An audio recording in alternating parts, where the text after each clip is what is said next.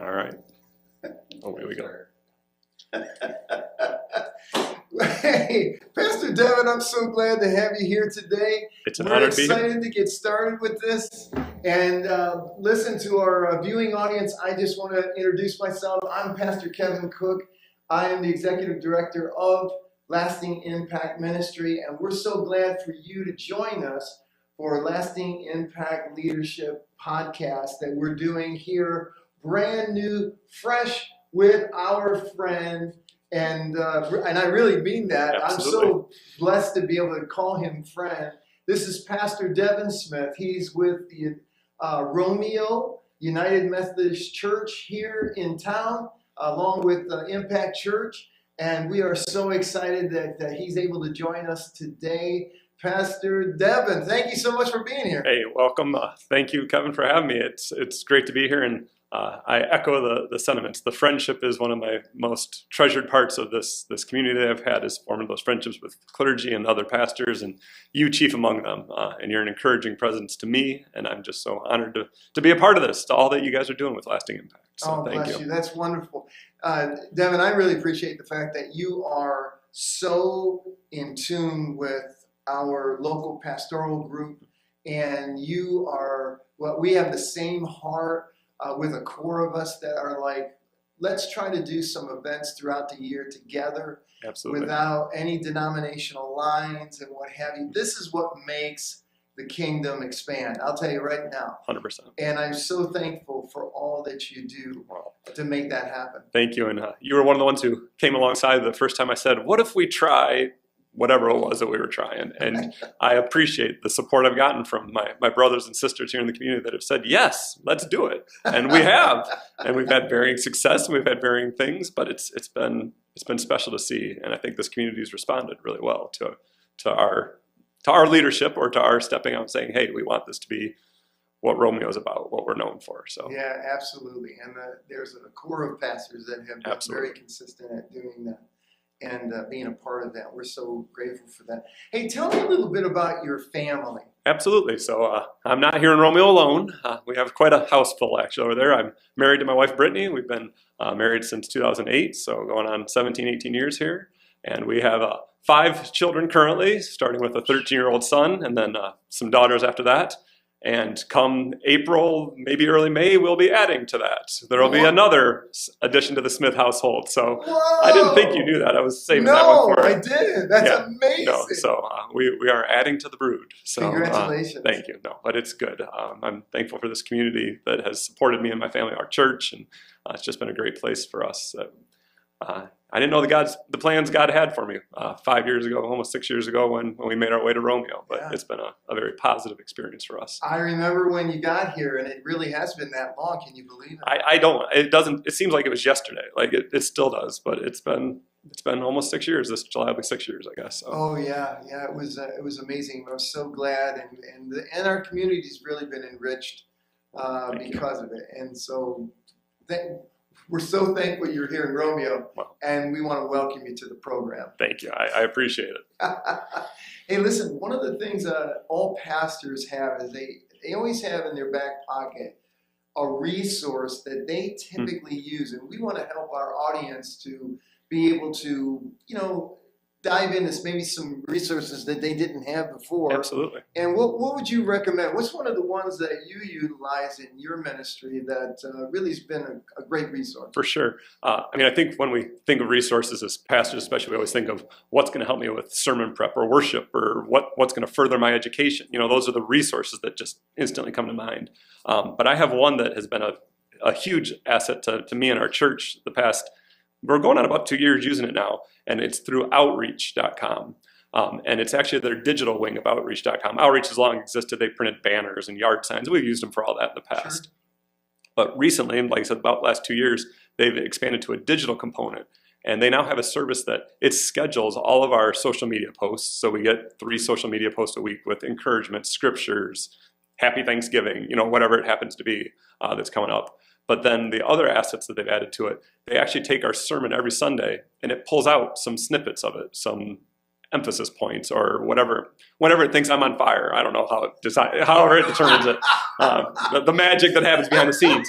But it takes those, And it turns them into Facebook shorts or YouTube shorts, the little snippet, the reels, whatever the social media jargon for it is. But it generates all that automatically. So we sign up for it. We set some parameters of what's important to us as a church, the things we want it to see, and then it runs.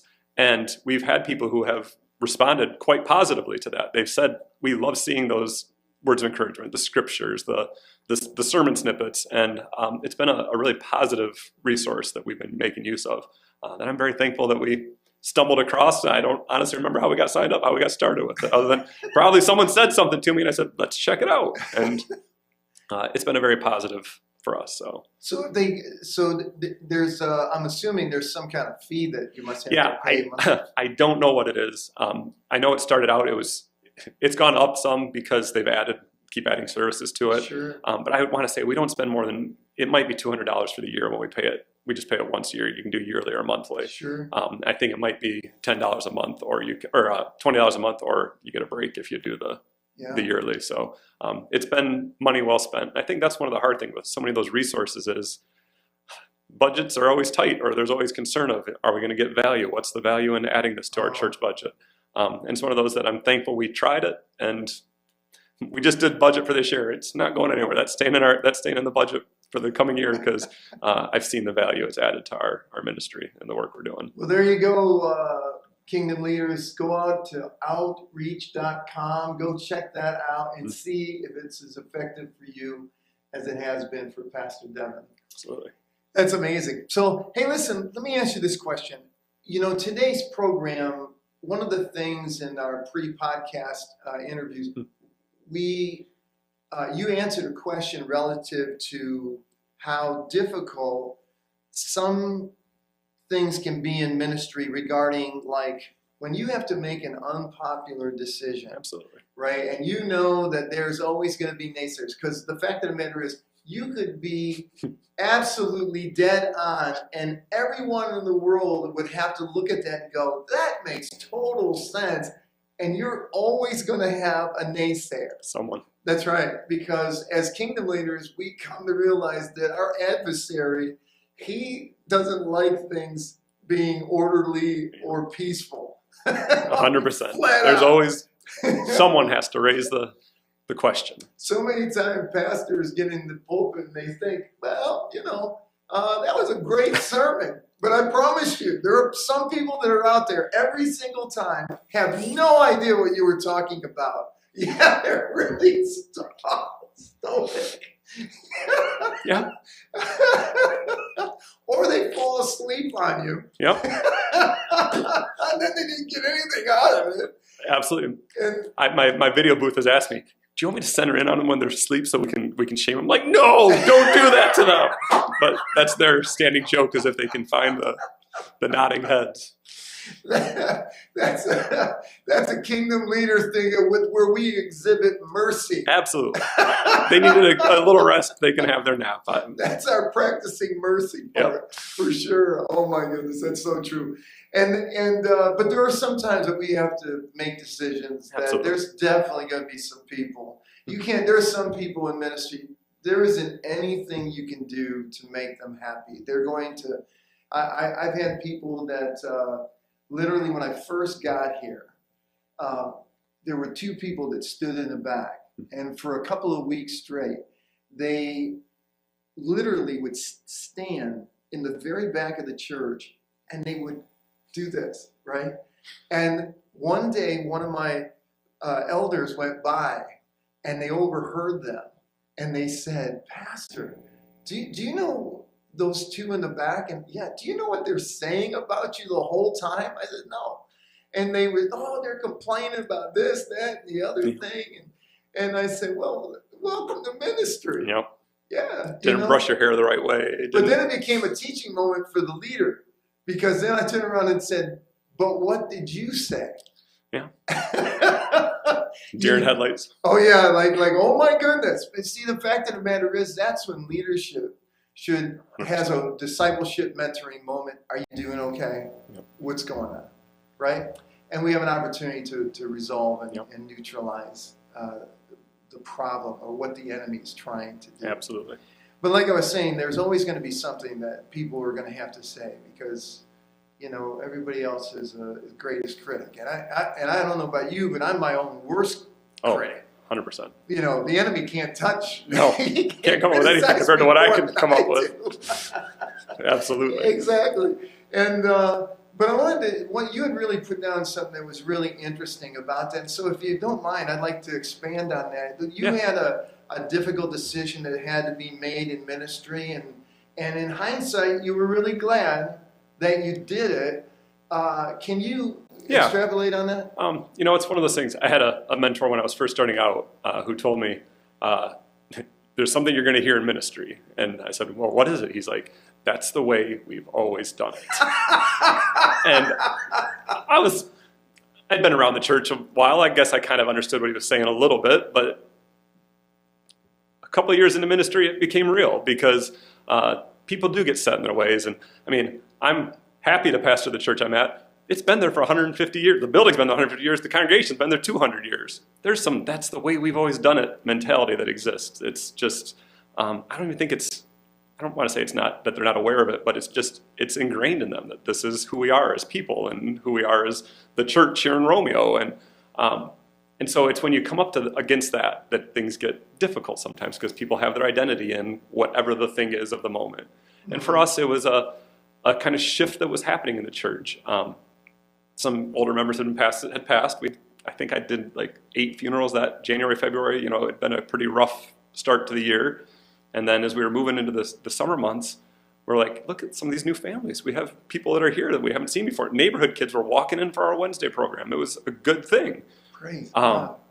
And as we started talking about budgeting, finances, what we were going to do, we were allocating some resources to that Wednesday night program. And it was a potluck that everybody brought their own dish and we shared. And that's awesome. I'm all for it.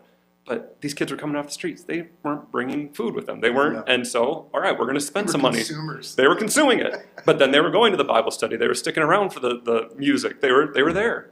And so I said, we're going to allocate some funds towards this. We had a woman who stepped forward. She was all for it. She's like, I'll pick up. I'll make the food for those kids. So she was going to bring the dish that was to represent those kids. I didn't want to make it out of her pocketbook, so we put some money to that. And then come to worship, found out they really liked some of the praise singing, some of the more upbeat, lively songs, which I understand. There's a million different opinions about Christian music and what's appropriate for worship. I like my traditional hymns. I like getting up and feeling the beat. Like, I'm all for it. But we started doing a few more praise songs to start our services. And then, the moment they walked in my office, I knew what the complaint was. And they came in, I could swear they could have come in like linked arm in arm, like there was some marching, like, we're here to set you straight, Pastor. And it was a respectful conversation. I don't want to speak ill of them. And I think I still have a good relationship with all of them. I'm not bad-mouthing that. But they didn't like the changes. They didn't like that these kids were running wild at our potluck. Why aren't they bringing food? Why are we spending money for them to be here? Why aren't they pulling their own weight? Mind you, this is 12, 13, 14, 15-year-old kids that are coming to church. And then, of course, it got to the music that, we only sang 2 hymns this Sunday. Where are my other 2 hymns? Why are we only singing 2 hymns? And I said, guys, this is the conversation we've been having. Leadership's talked about it. This is where our lead council wants to go. And they said, well, we're not happy. And I said, that's fine. And then I got the ultimatum. Well, if we're going to do this, we're not going to be here anymore. If we're going to continue this, we're going to leave. And I said, that's a choice you have to make. I can't make that choice for you, and I can't. And so they came to our next leadership meeting. They were invited. We had a conversation, and we took it as a vote. I said, I'm not trying to dictate here. I'm not going to be the only one. But I also knew that they didn't have the majority. And so maybe I was setting them up, but I wasn't trying to. But I knew they were a minority voice, that they weren't happy with some of these changes. And the vote backed that up. People were happy to see the families. They were happy to see the kids. They were happy to have life and energy in the church again. And unfortunately, they weren't. And I think we lost 6 or 7 members at that time that they said, they made good on their word. They didn't, which I guess I'm a little sad that was how they felt, but they did leave the church. And a couple of them were, I hate to say it, but it was what are you going to do without me? I do this, or I'm in charge of that. And, but you know what? People stepped in. When the opportunity was there and we need leadership to do X, someone stepped in. We need someone to do Y, someone stepped in. New life, new blood moved into those positions, and it was exciting to see, even if it meant we had to prune away a little bit. We lost some members, but we also gained some. And I know for a fact, I mean, like I said, I still was in touch with them. It's a small town I was living in. It wasn't, I didn't lose track of them. Sure. And they found a church that they connected with. And so I'm glad they didn't leave God behind. They didn't just walk away from God. That's right. And that's what I'll say to anyone. I'm not everyone's cup of tea. I get it. I'm not. I have my own Who flavor. is? Exactly. Who is? And I've had people who've left every church I've been at. They've left for one reason or another. Maybe it's me. I guess I don't know. Anyone's come and said, I don't like you. But that might be their real reason. But I've always said, I don't want you to leave. It's okay that I'm okay with you leaving our church. I don't want you to leave God. I don't want you to leave your relationship with God. I want you to find a church community because I think that's important. And so I've always worked really hard when I have people that I know are leaving for one reason or another. And there's a gamut of reasons people leave. But to work with them to say, okay, well, if that's what you're looking for, I know, go see Kevin down the street. Go see Steve. Go see Eric. Go check them out. But don't leave God behind. Don't, and even when, especially maybe so when there's hurt behind it, or, people are leaving the church with hurt or things. It's really easy to just say, forget this God stuff. It's a bunch of malarkey. I'm done with this. Yeah. But that's been my most trying thing is I want to make sure people aren't leaving God behind or leaving their relationship with God because of church stuff. Because it's my running joke, and I say it with all the love in the world, the church would be great if it weren't for the people. We're the ones who cause the problems. We're the ones who stir up all this stuff. And when we're the church and when we're acting as a church, it's great, but then we do cause those pains, those hurts. And sometimes when it comes down to it, our meal being served, the music we were doing, those are all kind of surface things. Those aren't deep hurts, but I know there have been other hurts that have been caused. Sure. I want to make sure people find a place that connects them, a place that they experience God, and that they can continue their own walk, because that's where the value is for us as individuals. And I want to see the church survive, but also thrive and continue to be what it can be in our community and the world. Yeah. So I find that church hurt, and you can chime in. I find that church hurt people. We're very unique in the sense that we get a lot of church hurt people coming here.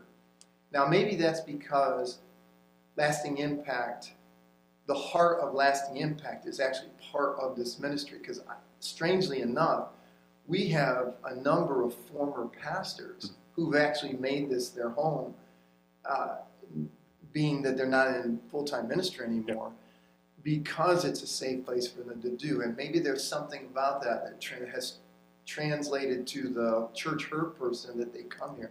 And yet, I find in the area of church hurt, as it relates to decisions, right, that they fall into one or two camps.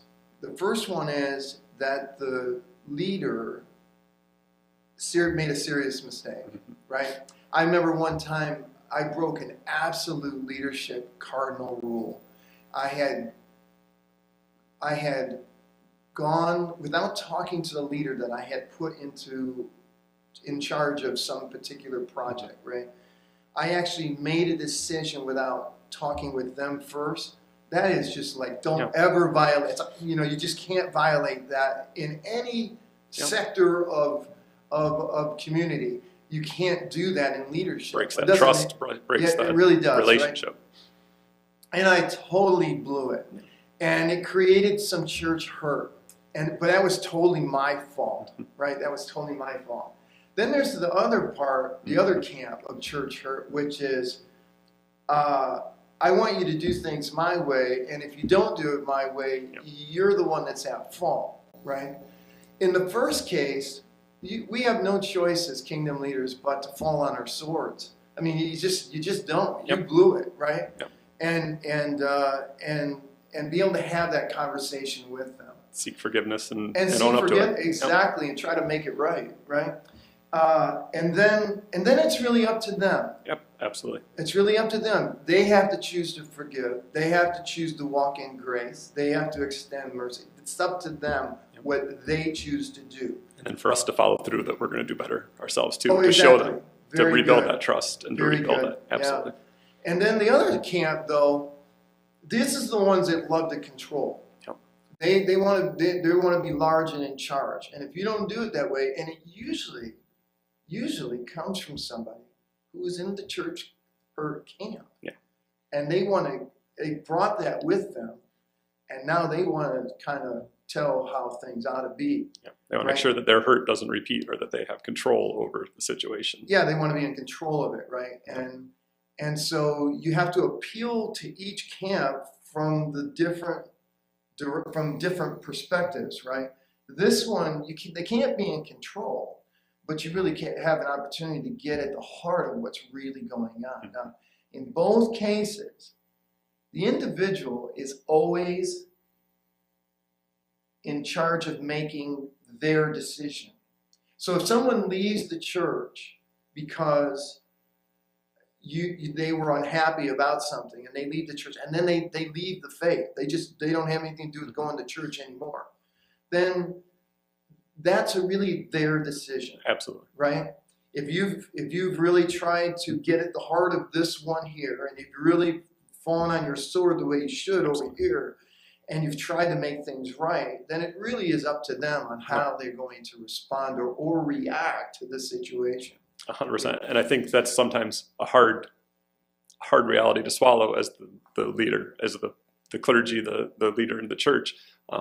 We carry that guilt of, especially if we hear they've left the church and they've left it behind, or they're on Facebook bad-mouthing God up and down, or whatever it might be. We want to take that as a personal, we did something wrong.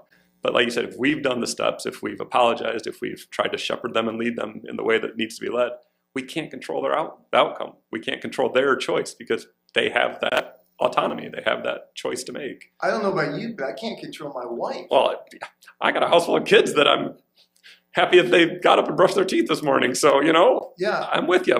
We don't control others. That's not I don't think that's what I was called to do. That's not what my calling has ever been. Yeah, shepherding lead and controlling shepherd are two different things. I can show the path. I can show the door. I can do it by example. And when I screw up, I sure hope I have the wherewithal to go and say, I'm sorry.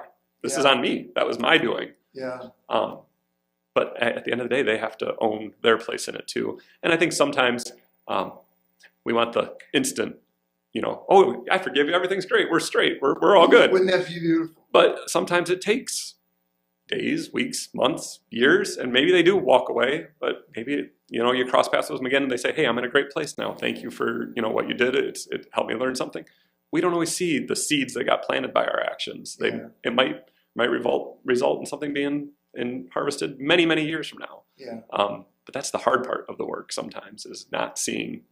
We love instantaneous results. Right? I mean, we want to see the good happen now. It's our culture. Yeah, that's the world we live culture. in. Yes. We want everything immediate. What do they call it? Immediate gratification. Yes. And we want everything right away, and sometimes it doesn't work out that way. So we like to carry the weight of the ones that we see as failures, even if it's not ours to carry. Right. But we don't get to see all the good instantly. So it can be a hard.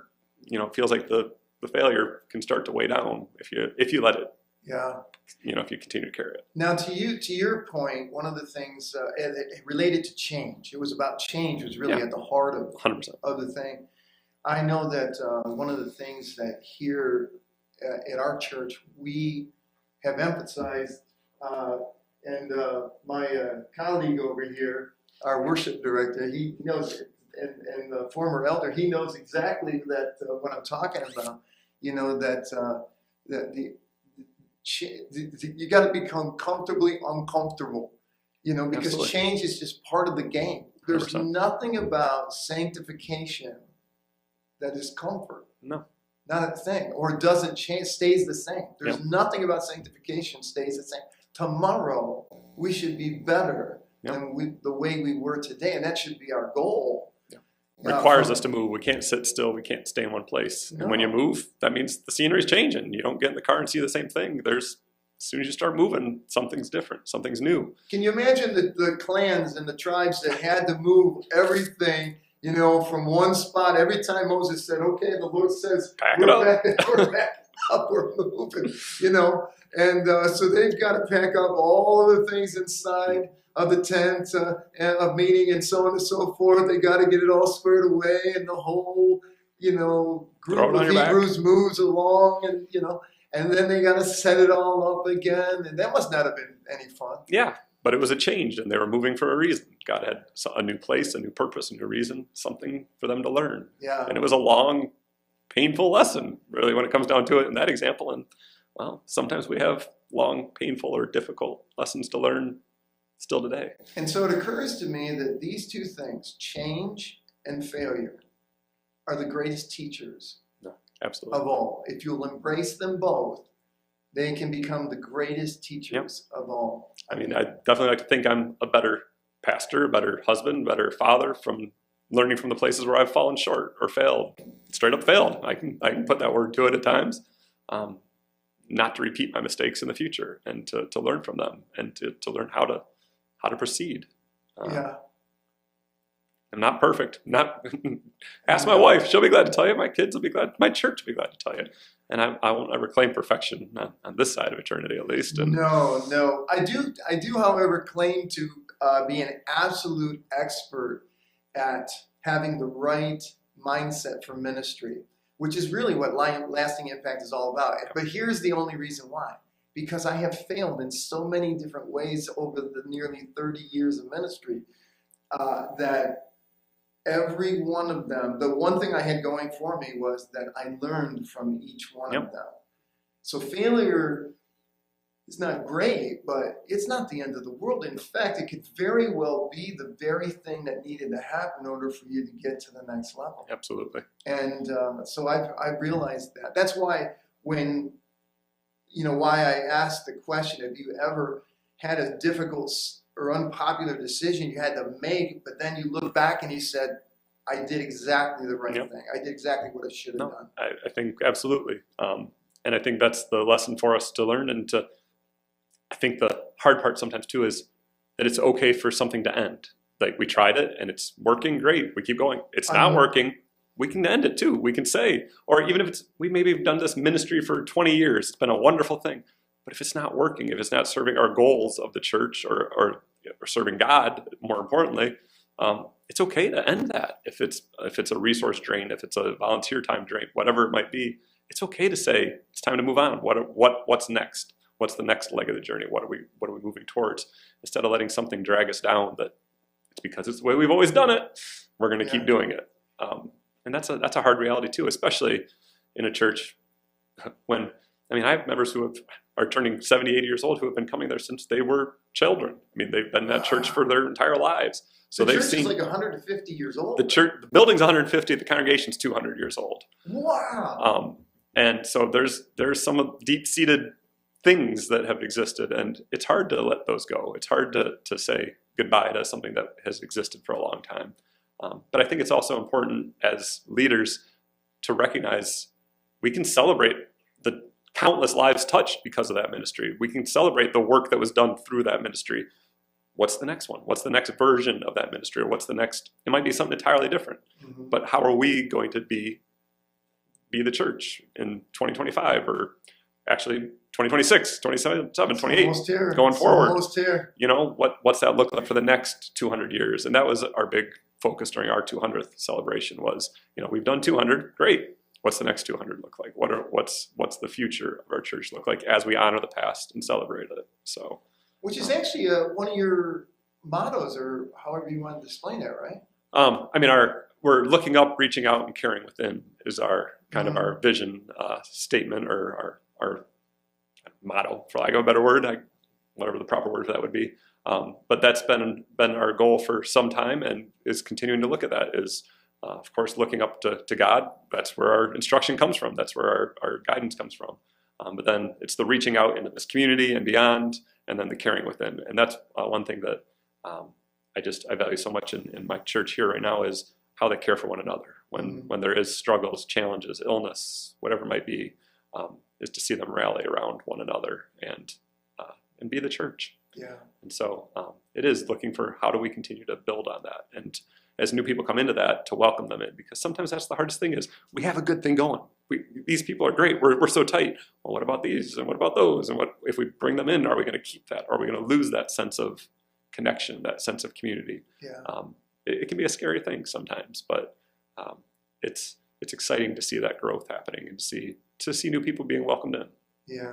One of the things I recommend to Kingdom leaders with their leadership teams is that they actually evaluate the ministry on the whole. Every year they stop and they look at which ones are working, which ones are not.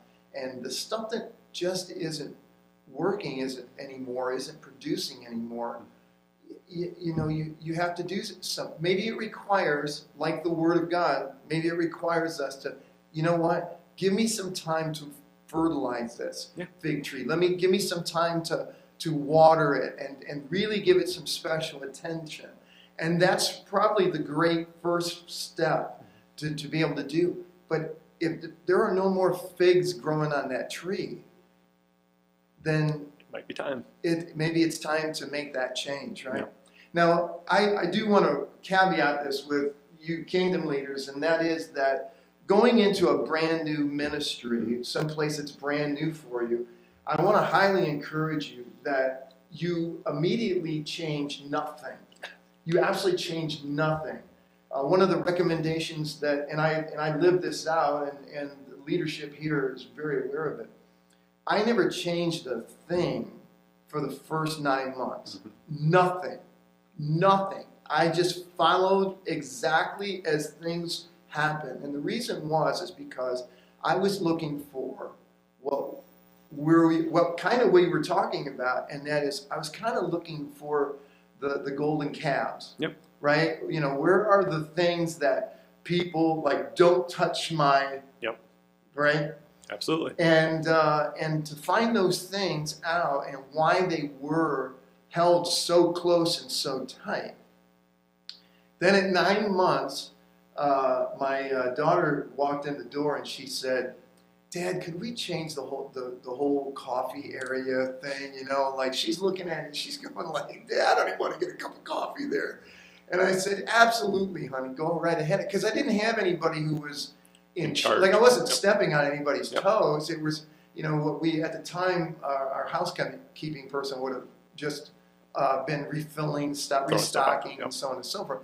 But they weren't in charge of how it looked. They just were, maintaining it, right? And so I said, "Absolutely."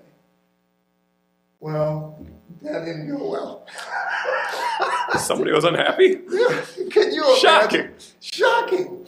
The person who was doing the restocking, absolutely, the only way I can describe it is, it was like watching somebody having a nervous breakdown. It was so sad. It was heartbreaking over something relatively benign and exactly. And for them, even though they were not in charge of how they were just stocking it.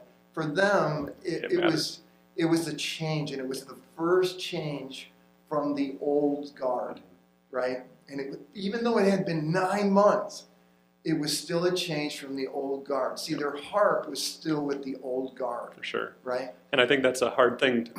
Anytime we step into an existing church, an existing group, an existing people, there is expectations. And I'm 100% with you that don't go in expecting to flip the apple cart to day one and you're just going to change it all. And I know the way. I'm better. I got the answers. I'd help you if you do. Because I think part of it is that first 9 months, that first year, you're building trust. Let them see your heart. Let them see who you are. That you know what you're talking about. You're talking about doing it for the good of God, for the glory of the kingdom. It's not for me. It's not because I like the coffee over here versus there. No, we're doing it to make an inviting, welcoming spot that people can feel time to have fellowship, to talk after service, whatever it might be. Like, let them see your heart before you try to show them the why or to make those changes to those things. Yeah, exactly. And to that 1 year, you're absolutely right. No major changes for the first year. Yep. And because you have to use the 9 month to the 12 month, you got to use that period of time when you make these small benign changes to see what happens. Yep. Right? You want to see how is the apple. Who responds and who. Yeah, exactly. You want to find out, if they can handle it and so on and so forth. Yep. And there's nothing wrong with that because you will be way more successful in the long run if you play the long game. Yep. Playing the short game is not the way to do it. Yep.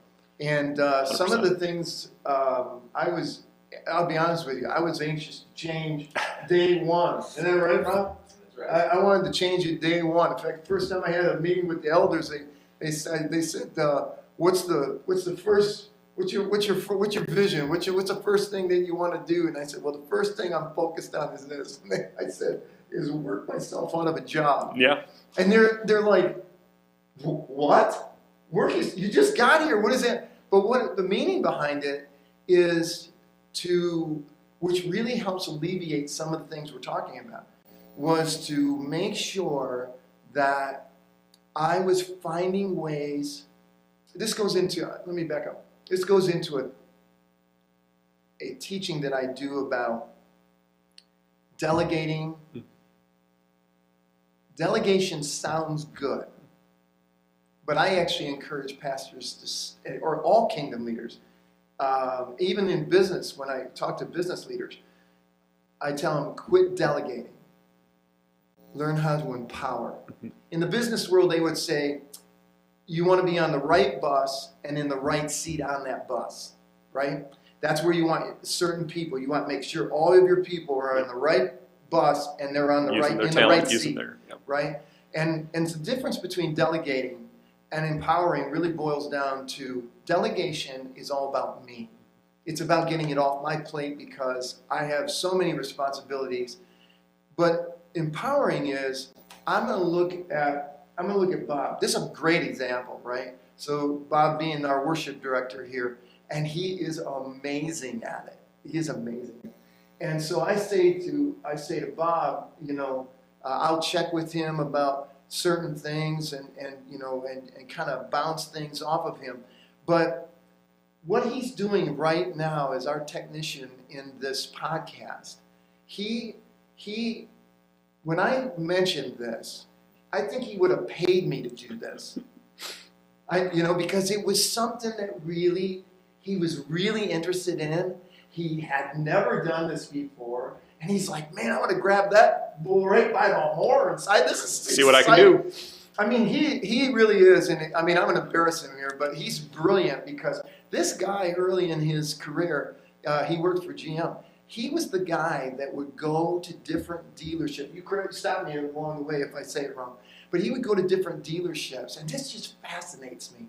So, people come out with new engines and so on and so forth, and he would have to troubleshoot all the kind of new technology if something wasn't working right or the way an engine was made and so on.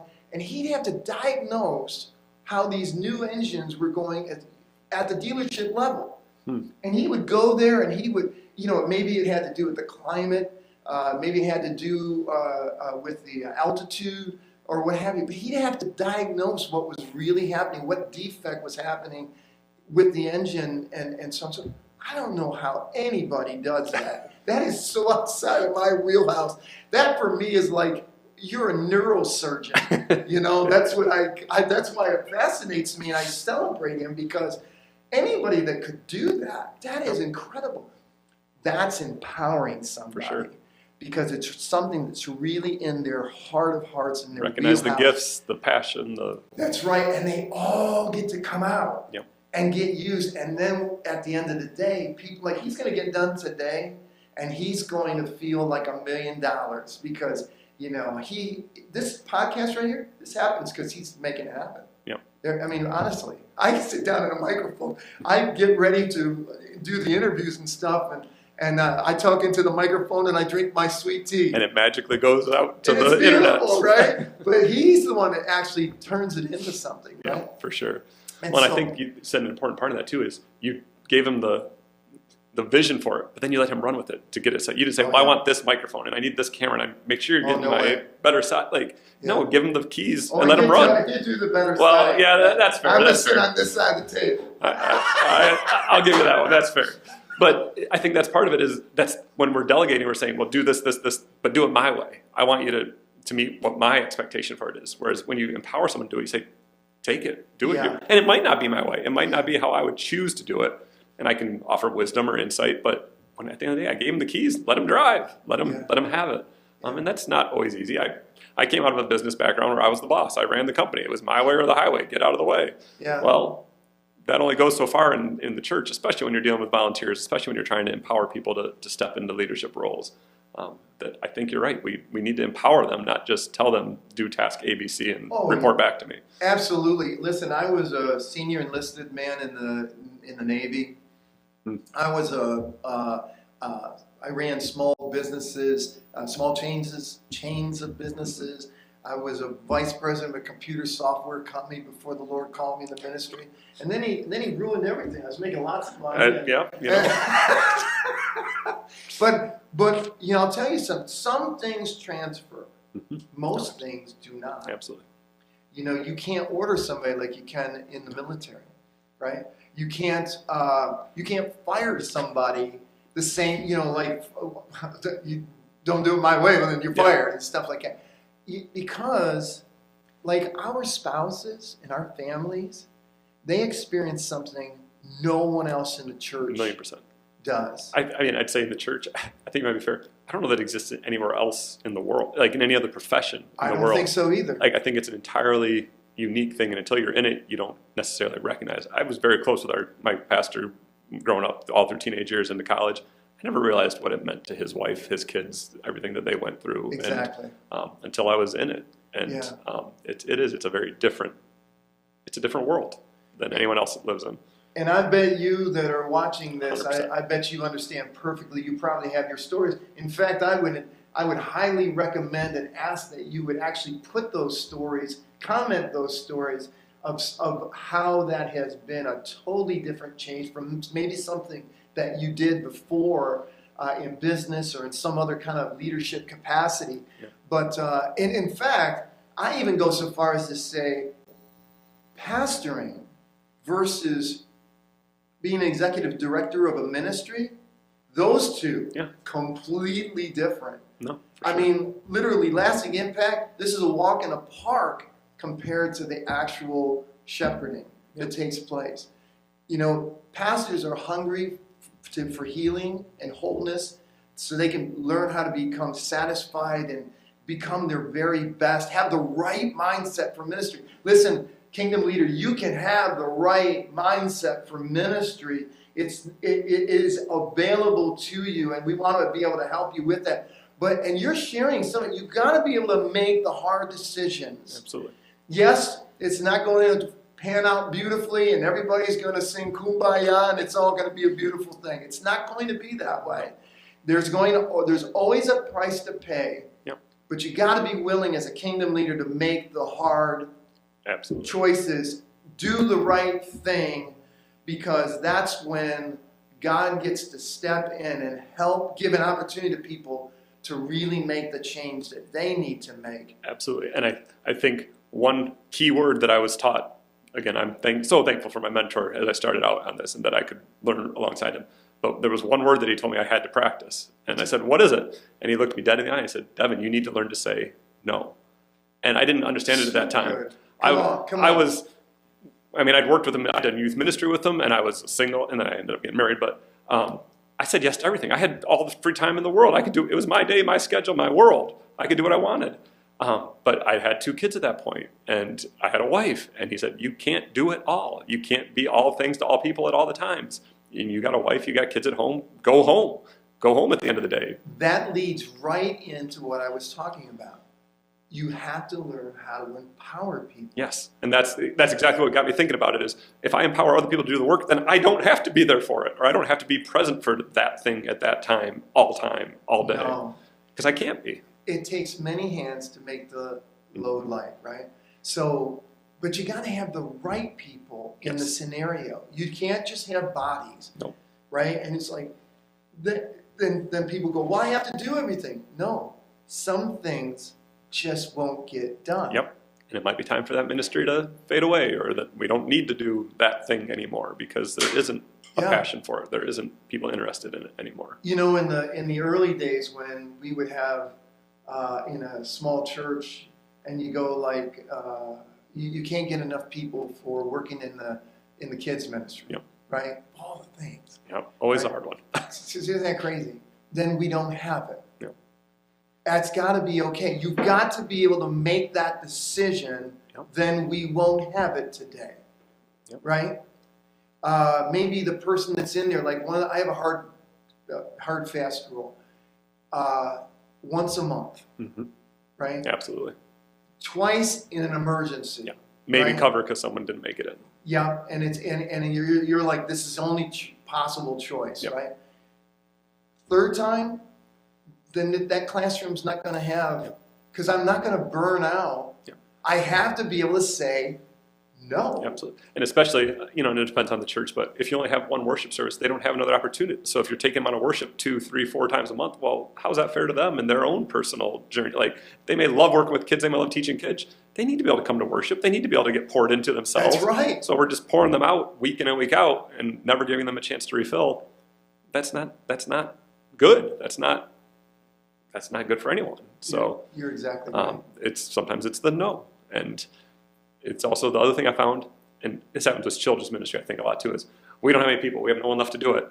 And then all of a sudden we're not going to do it. But then someone, Pastor, I can help once in a while, and I can help once in a while, and suddenly we got 4 new people ready to help, and we're back to once a month. And so sometimes, I hate to say it, but it's the threat of that we can't do this anymore if we don't have people, and it makes people go, no, wait, that's important. We need to do that. I can do that.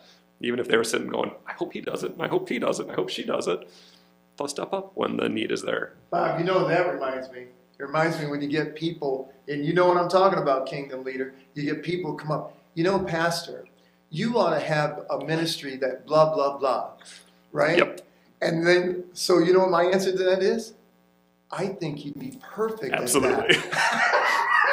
What can I do to support you as you start this? That's exactly right. I Absolutely. think you're absolutely right. And I think you would be awesome at heading that up. Who can help you out? No, I don't have time to do that. I can't do that. Oh, what a shame. Yep. Then I guess when we find someone who does have time, maybe we'll do that thing. Yeah. No, that's one of my favorite conversations. Isn't that fun? We need to. Okay, have at it. We do. Yep. Who's with you? Who's coming alongside to work? So, no. Mrs. Wee, you're absolutely yes. right.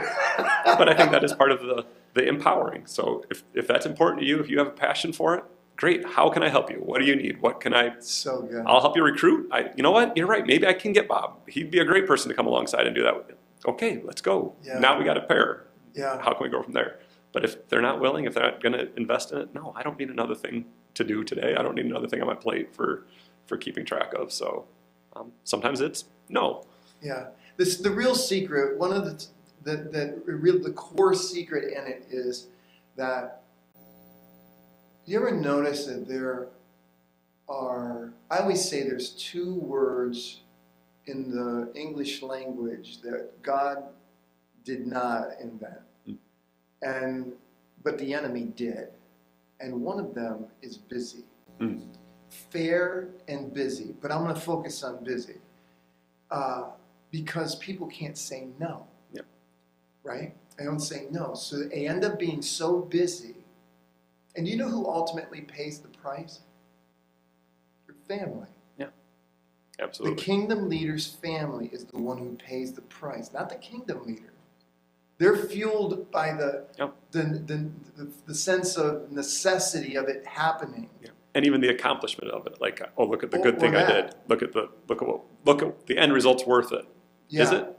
But no, it's not, because now you've taken. See, there's a cost for that decision, and the cost is a family. One of the things I learned is my family will not pay anything.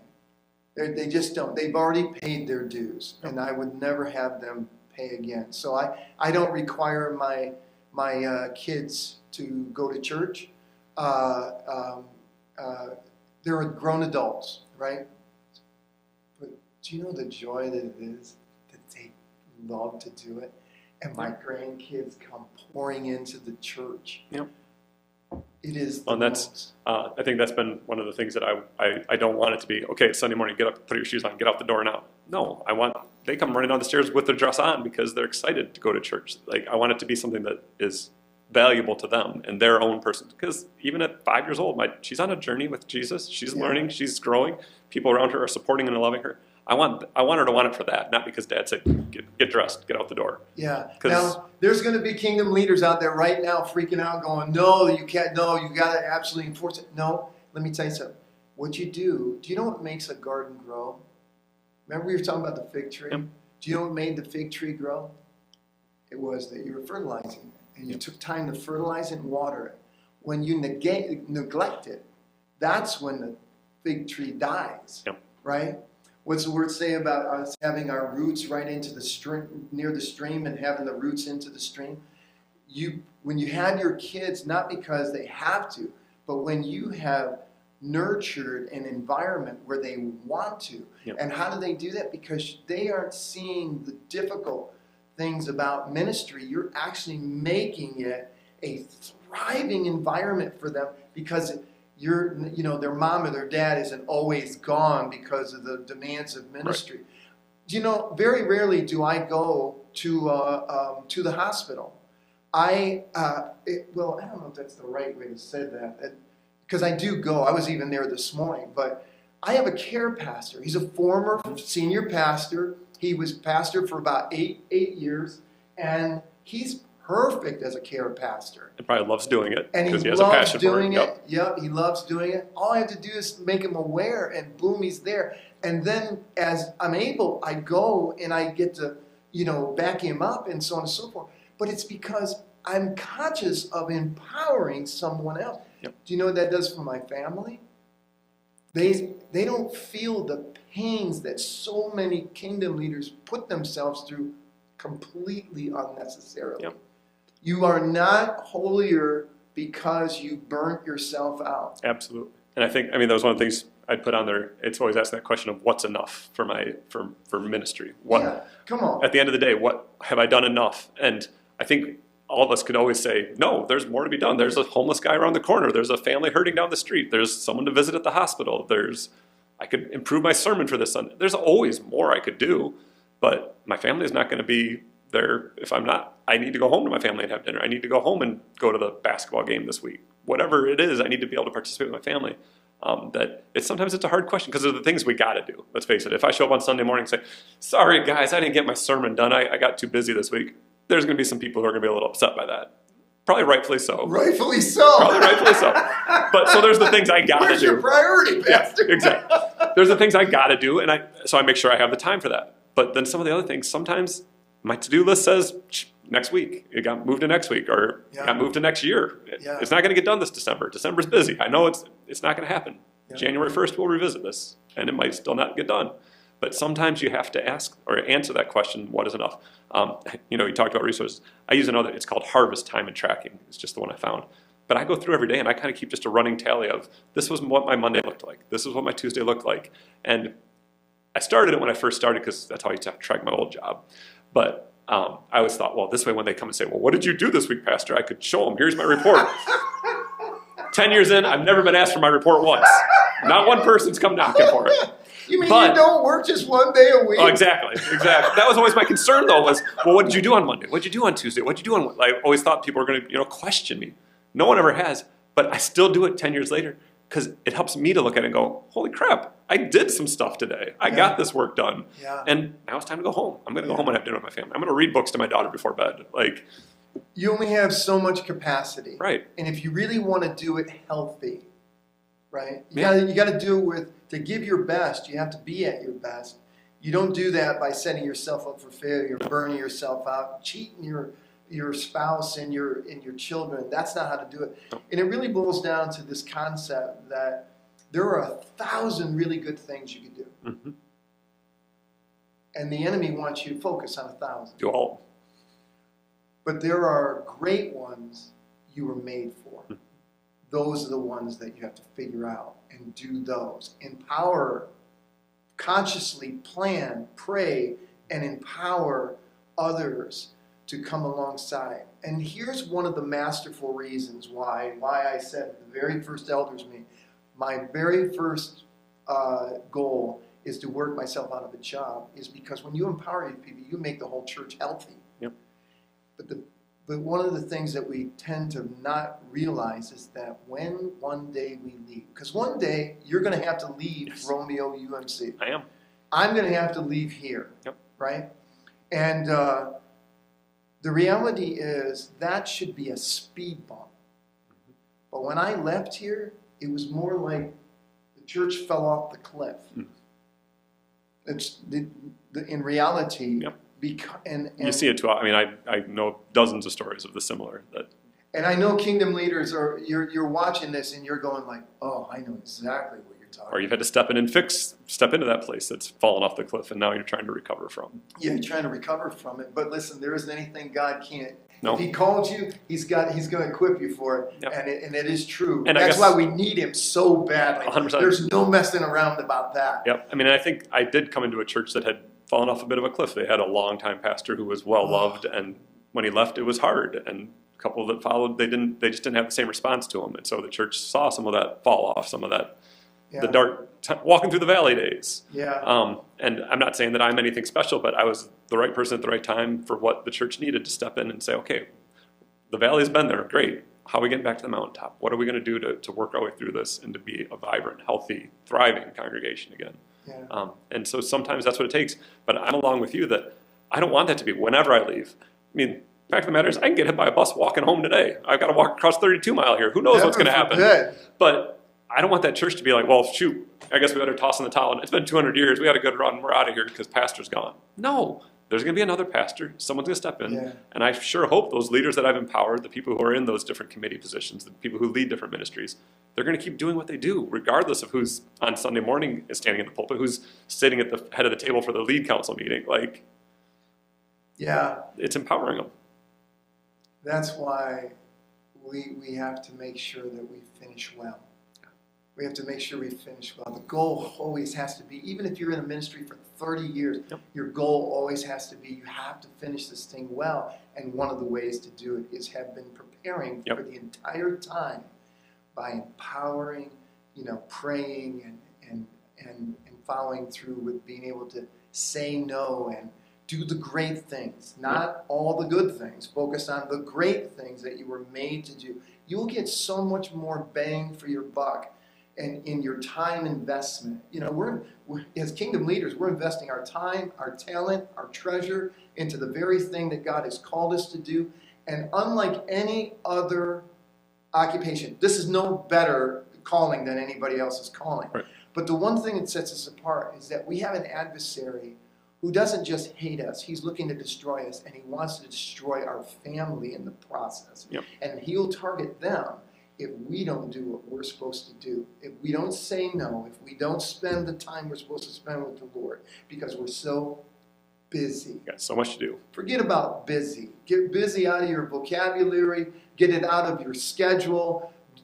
Make sure that your schedule is filled with all great things that have to be done. And make sure that others are empowered doing great things so that they're fulfilled as well. 100%. And our kingdom, as kingdom leaders, our part of the vineyard that we're supposed to tend and care for, it will thrive like nowhere else. Yep. Amen? Amen. Amen. Devin, it's been so good to be with you here today. It's been my honor. Thank so you for having me. many great points about being able to make tough decisions and the whole plethora in the comments. I'll make sure that I put in a number of the things that we talked about because we touched on so many things. I'm so thankful to you today. I want to invite you that if you can they contact you if they have any questions? Absolutely. How do they contact you? My email is just pastor, Pastor, at romeoumc.com. That'll get you to me. And you can visit our website, romeoumc.com. That information's right there too. That's the probably best and simplest way to get a hold of me. And I'll be glad to respond and answer any questions I can, or fill in any gaps on something I said, or if it didn't quite click or didn't make sense. Let me know. If I need to apologize for something I said, I'll do that too. But hopefully that's not the case. But no, I've said it a couple times. I had a very good mentor. He's still a mentor to me. He's been retired a number of years. He's still a mentor to me. He checks in with me on Sunday mornings often, lets me know. He watches me remotely from home. And I'm just thankful for that. So if I can do that, if I can do a fraction of what he's done for me for anyone else, I'm happy to lead in that way, to That's help amazing. in that way. Kingdom Leader, it's been so good having you join us. I'm so grateful for it.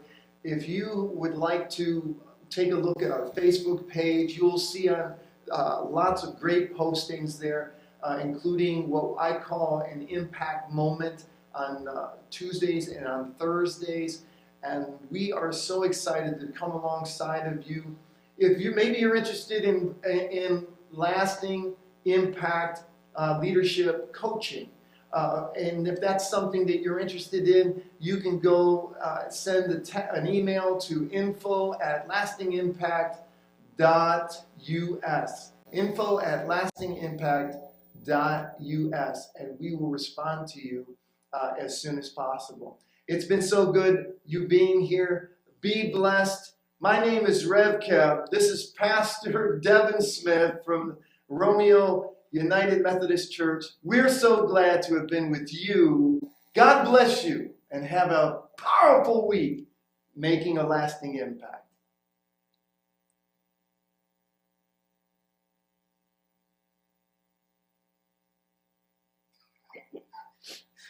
Did you do that on purpose? See how long they can get them to hold still.